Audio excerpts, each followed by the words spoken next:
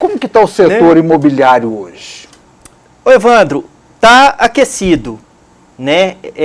Há 1 ano e meio atrás, quando começou a pandemia, existia assim, um temor de que ele pudesse sentir um impacto, né, assim, muito forte, como outros setores da economia. E pelo que a gente tem visto, né, a nível nacional mesmo, até semana passada eu vi uma reportagem lá em São Paulo que vendeu-se, né, muito mais do que foi construído. Ou seja, significa que inclusive os imóveis na planta estão aquecidos, né? Então, assim, aqui em Divinópolis também, né? Isso, assim, não precisa ser do ramo para perceber, né? Basta observar. A gente vê aí muitas construções no centro da cidade, alguns bairros novos com muitas construções, né? Muitas casas, galpões. E isso decorre, talvez, fundamentalmente de duas questões aí específicas, né? Que não deixaram essa bola baixar. Uma é a questão, assim, de um certo temor, né? Quem tinha o dinheiro guardado está investindo em imóveis. E, por outro lado, também, quem tinha ou tem o dinheiro guardado, está vendo aí que até, pelo menos até um tempo atrás, né, alguns investimentos estavam um pouco em baixa. Né, o juros estava mais baixo, a Selic, né, a poupança, então imóvel, como sempre, veio a ser um estímulo a mais para essas pessoas. Então, realmente, o mercado está tranquilo, digamos assim. Investimento garantido, não é isso? Assim, porque você abre aqui o Instagram, abre o seu Instagram, Facebook é coisa mais... Eles falam que Facebook é coisa de velho já. Eu tô velho, tem base. Bagunça. Abre as redes sociais aí. Aí toda hora aparece uma mensagem de um cara falando para você, invista em Bitcoin, eu sou especialista, eu vou te dar um ganho. Eu sou pé atrás com isso, Cleiton. Evandro, nós vivemos atualmente, e isso serve para qualquer coisa, né, a minha leitura que eu faço, em um mundo muito especulativo.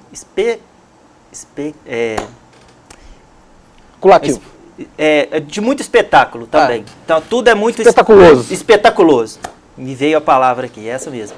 Então, assim, é muito apelativo, né? A gente vê pessoas, propostas de todos os matizes, né? E às vezes tudo muito exagerado. E a verdade é que tudo aquilo que é mais tranquilo, que é mais real, ele não é tão espetaculoso, né? E o mercado imobiliário, ele está aí, ele sempre esteve presente nas nossas vidas. Já tive aqui há um tempo atrás, falei e repito, né? Divinópolis tem excelentes construtoras, né? Tem uma boa tradição imobiliária, né? É uma cidade que se diferencia na região e se diferencia até de outras cidades de porte maior. Então esse mercado ele sempre existiu, ele sempre foi seguro e ele sempre será. Com o devido cuidado, né? Com a devida atenção, tratado profissionalmente, por profissionais responsáveis, a chance de êxito é altíssima, né? De retorno seguro e eficaz dos investimentos. Não tem aquela promessa de loucura, não, né? O mercado financeiro é isso, vai ter o ganho dentro de uma margem. O mercado imobiliário, ele é naturalmente menos arriscado por vários motivos, principalmente que ele é menos volátil. Por ser um mercado complexo, né, ele não é só econômico, ele é real, ele é tijolo, cimento, né? Ele se constrói efetivamente, materialmente, então ele está menos sujeito à volatilidade de outros investimentos, né? Um imóvel que demora às vezes 2 a 3 anos para ser construído, muita coisa pode acontecer, né, na economia, mas nem todos os movimentos econômicos vão influir com tanta força negativamente e também nem positivamente, né? Um imóvel ele não vai dobrar de preço em 2 anos, em 3 anos, né? Só situações muito específicas. Mas ele também não vai cair a ponto de se perder dinheiro, né? De modo extremo. Isso é muito interessante, a gente conversava antes de vir para cá com um amigo meu, a gente falava justamente disso, estava vendo, a China anunciou que vai investir, ela precisa investir mais em energia limpa, energia solar principalmente.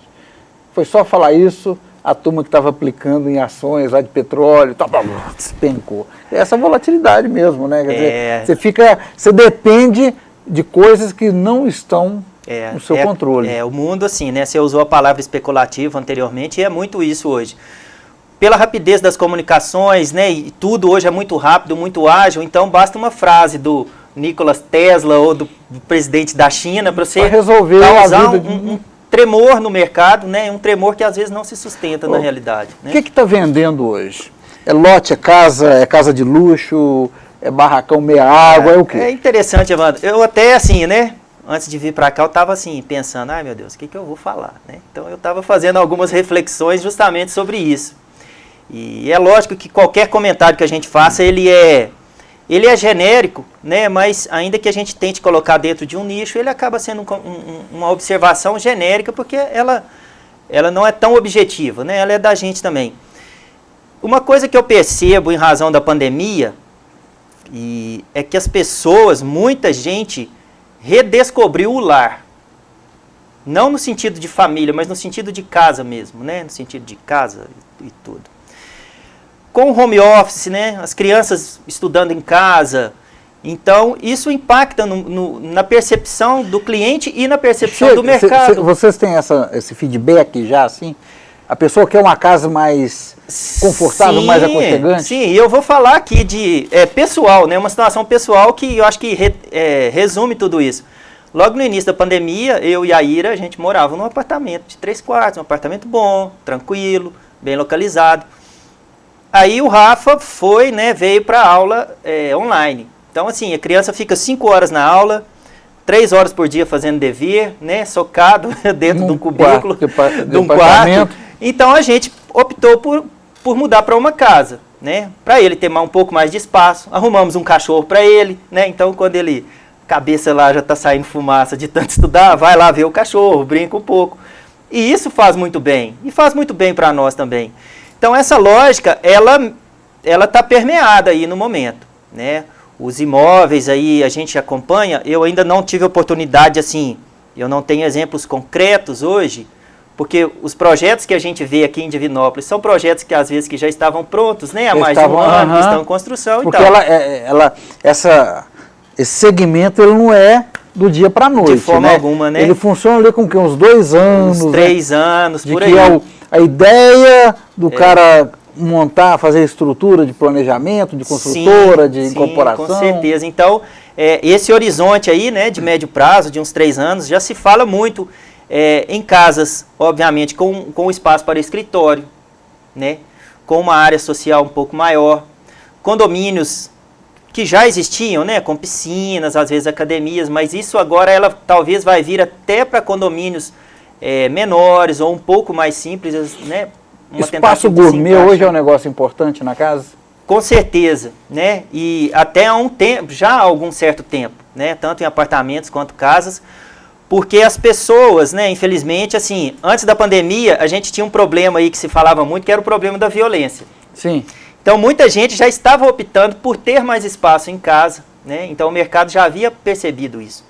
Né, seja em casa ou seja num lugar específico do condomínio, é uma área gourmet para receber as pessoas, né, os amigos e tal. Com a pandemia isso, de certa forma, mudou, porque nós não estamos, né, até então podendo receber. Mas esse conceito de o lar deixar de ser, às vezes, o espaço onde se vai para dormir, né, onde as pessoas ficavam menos, a tendência é as pessoas ficarem mais em casa. Porque em razão da tecnologia também, né? Então muita gente que foi para o home office não vai voltar, vai continuar no home office. Então as pessoas vão ficar mais em casa, isso é uma tendência mundial, né? A tecnologia, ela também foi acelerada nesse 1 ano e meio. Isso, né? Soluções aí jurídicas, né, que a gente não pensava em ter de imediato, que seriam as audiências online, hoje ela já entrou e provavelmente vai permanecer, né? Então a gente fica parecendo aqueles jornalistas, né? De paletó e gravata, às vezes de bermuda.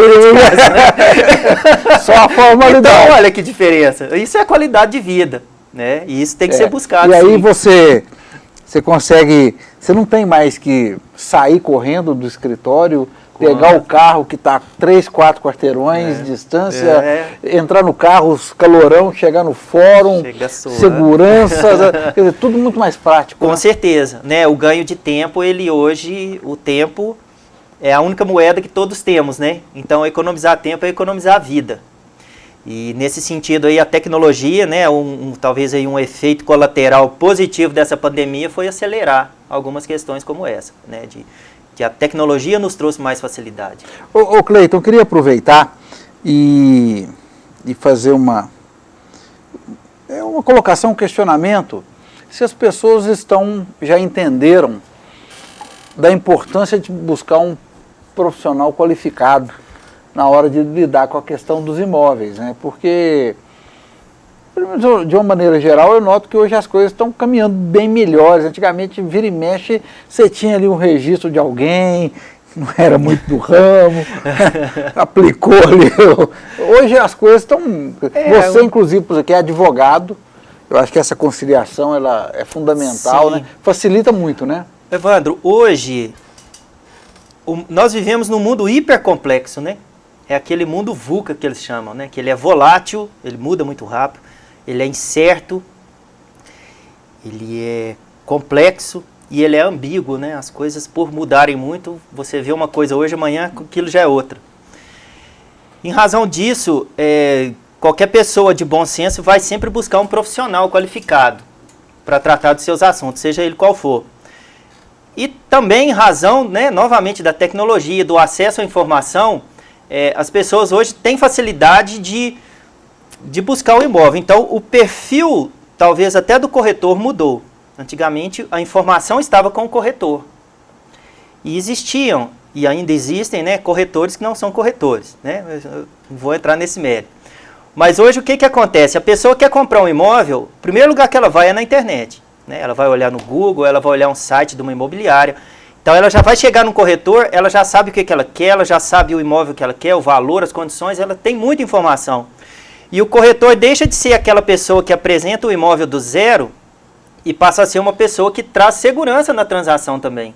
Então os corretores, eu percebo um movimento de qualificação sim, né, dos corretores, porque, novamente, né, nós temos muitos cursos disponíveis, né, online, facilidade para todo mundo. E nesse contexto, né, agora unindo uma ponta à outra aí da situação, o advogado e o corretor eles se complementam. Né? O corretor é a pessoa da compra e venda. Né? Ele vai te apresentar um imóvel, ele vai pegar a sua documentação, ele vai montar um contrato, vai te ajudar no registro, tudo isso. Mas nesse movimento, né, entre pegar na mão e fechar o negócio e assinar a escritura lá e fazer o registro, tem uma série de questões mais profundas aí que às vezes o corretor não tem condições reais de saber, questões jurídicas, né? Às vezes o corretor está vendendo um imóvel, pega uma certidão do imóvel, tem uma questão, um usufruto, uma penhora, né, um ônus sobre esse imóvel. Talvez ele não tenha condições de dar uma solução para o cliente, é onde que entra um advogado, né? E que vai apontar a possível solução, a viabilidade do negócio ou eventualmente até a inviabilidade de um negócio, né, de compra e venda que exteriormente era perfeita. Né? Tava tudo tranquilo, mas... Tudo bonito, né? Imóvel lindo, maravilhoso, né? Todo mundo feliz, mas às vezes documentalmente tem questões que só o advogado tem condições de ver e de resolver. Financiamento. Como que está isso nesse período pós-pandemia? Evandro, tem alguns dilemas nisso aí, algumas coisas positivas. Há um tempo atrás, a Caixa Econômica dominava, né? Falava em financiamento, assim, uns 90% era Caixa. Hoje, os demais bancos entraram firme na jogada. Então, Bradesco, Itaú, Santander, né? As cooperativas bancárias, né? Todos têm linha de financiamento. Nas faixas mais baixas, a Caixa ainda predomina, né, porque ela tem esse aspecto social melhor, né, mais apurado e tudo. Apesar que o Casa Verde e Amarela tá assim, né, não tá com aquela verba toda. Foi falado muita coisa sobre ele, mas ele o dinheiro ainda não chegou. O dinheiro não tá aquela maravilha, porque mas aí para os imóveis talvez acima de 300 mil, não falta dinheiro, vamos dizer assim, nunca faltou, né, até porque às vezes as fontes são diferenciadas. A maioria dos financiamentos hoje, eles vêm do SBPE, né, que é o Fundo de Garantia, poupança e tal. Mas existem outras linhas de financiamento, né, de investidores aí que saem fora desse patamar mais baixo do SFH, do Sistema Financeiro da Habitação, e que aí eles já são uma corrente mais comercial mesmo. Então, para esse patamar superior, né? Ou seja, quanto mais caro, mais fácil você financiar. Sim, também porque o cliente que compra um imóvel de maior valor, normalmente já é um cliente que tem um bom relacionamento com o banco, que já tem, né, lobby, um padrão diferenciado, e o banco já reconhece aquele cliente, né? Por motivos outros, geralmente são empresários, né, profissionais liberais que já tem uma movimentação, isso, né? Então é um perfil diferenciado, né? Sim. As linhas Divinópolis, imagino, pelas características da cidade, é uma cidade muito... Eu brinco o seguinte, que Divinópolis é um extrato do Brasil. Você pega o Brasil, 220, 30 milhões de habitantes, né? Divinópolis tem 230 mil. Mas então, quando você pega a população rural do Brasil e compara essa população com a população rural de Divinópolis, quando você faz comparação de telecomunicações com Divinópolis, eu sempre falo isso, Divinópolis é meio que um extrato do Brasil, né? Muito, muito parecido ali. E, sendo assim, a gente tem aqui imóveis caríssimos, mas temos também as mazelas, né? As coisas mais... os imóveis mais baratos. Divinópolis tem imóvel de quanto aqui? Não vou precisar, mas tem apartamento aqui pelo que eu falo, apartamento de 1 milhão, 1,5 milhão, tem um monte aí, Tem, né? vários, Eu não atuo muito nessa linha não, né? Mas a gente sempre chega assim alguma informação pra gente. Eu já vi aqui, né, já foi apresentado para mim uma casa no condomínio de 3 milhões e 600. Aqui dentro da cidade mesmo, né? E creio aí que devam haver coberturas aí na faixa de 2 milhões. Provavelmente tem. Uns barracão aí, né? Barraco grande. Pessoal que mora mal, né? Tem um barraquinho ali de 2,5 milhões, mas meia água. Maravilha, né? Vou te falar. Compensação, a pessoa ainda consegue comprar lotes muito baratos também ainda, né? Consegue, né? A gente tem aí Divinópolis, né, Evandro? Tem um fenômeno muito peculiar aqui em Divinópolis, que deve ser a cidade que mais tem lote vago no Brasil. Sim. Divinópolis tem aproximados 150 mil imóveis lançados na prefeitura. Total de territorial e predial. Metade disso... eu já ouvi falar que seriam uns 88 mil lotes. Mais ou muito menos. mais do que grandes cidades aí, né? Então, em razão disso, a gente tem muitos bairros, né, loteamentos aí, que infelizmente não tiveram a sua estrutura completa, né? As pessoas são bairros ainda carentes de questões urbanísticas. Em razão disso, tem muito lote à venda, sim, por preços realmente, eu não diria irrisório, porque para quem precisa comprar um imóvel desse, não é irrisório, de forma alguma, né? É muito suado, às vezes tem que se sacrificar para comprar um lote de 30 mil reais, de 40 mil reais, né? Nesses bairros.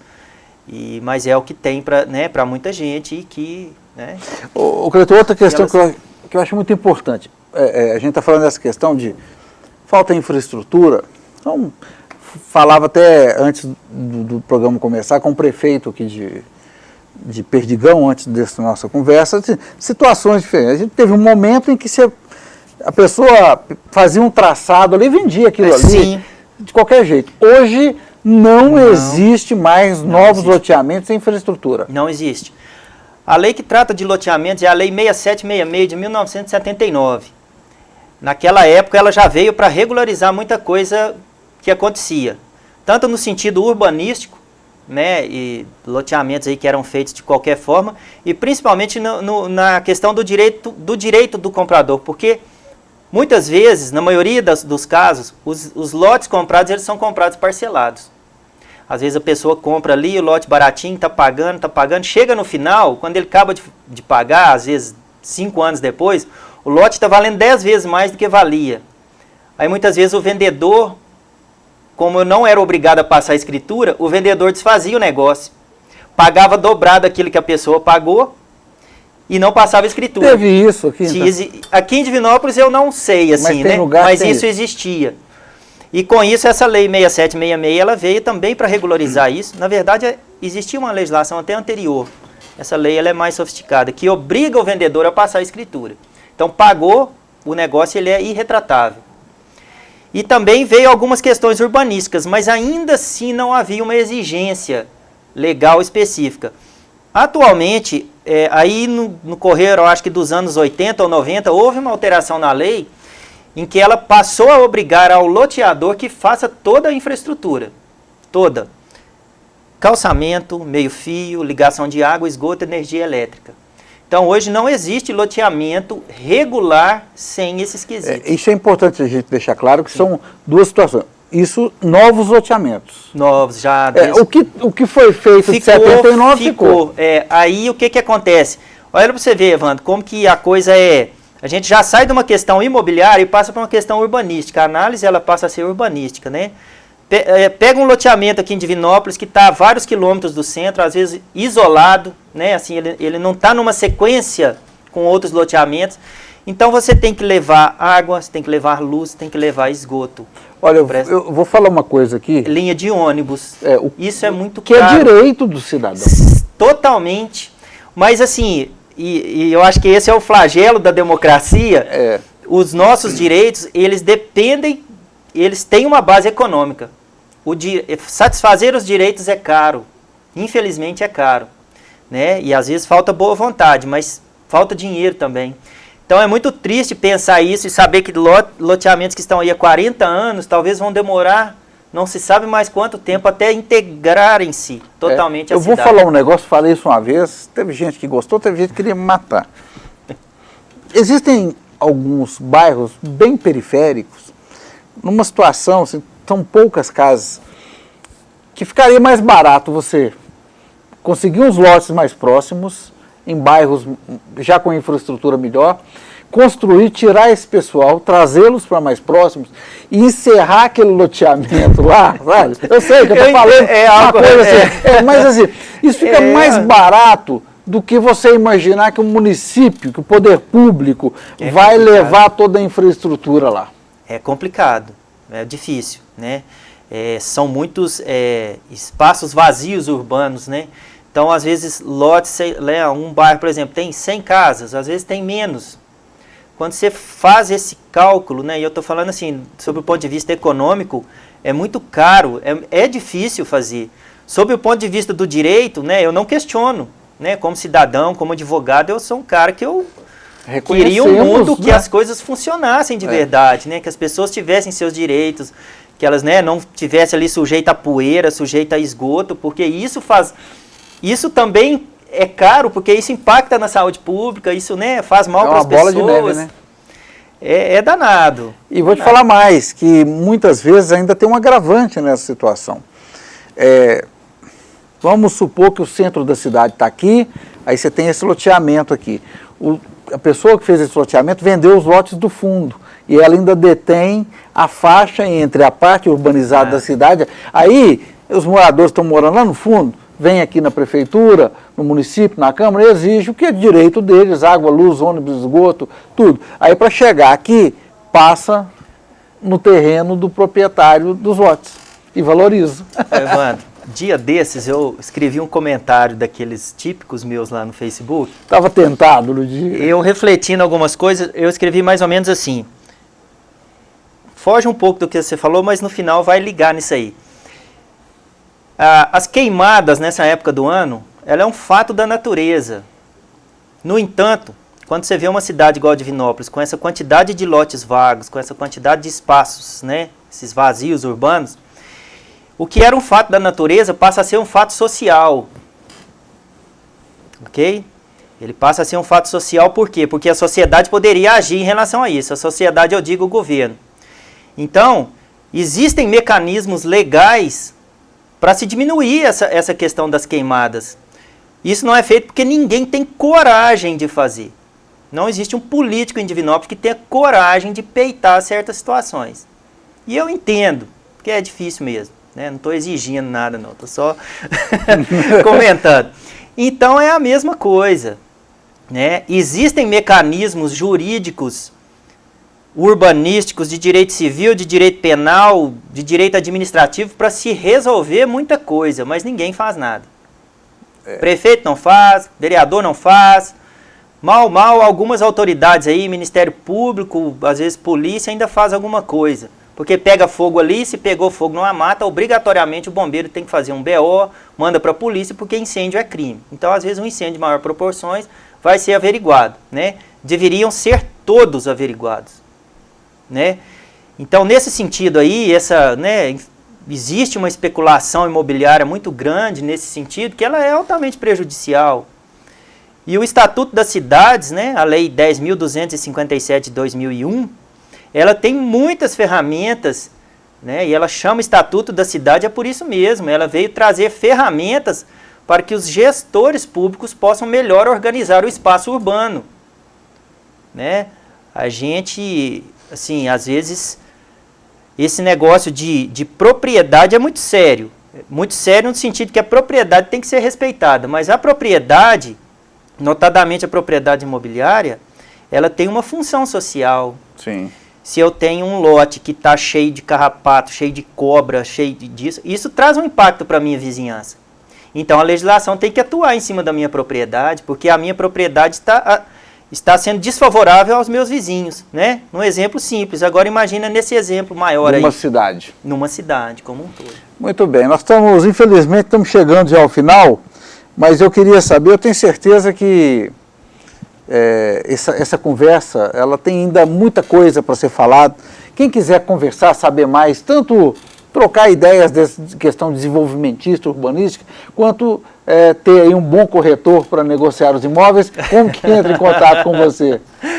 Pessoal, estou à disposição no meu escritório ali na rua Rio de Janeiro, 1458, esquina com a rua Pará, né?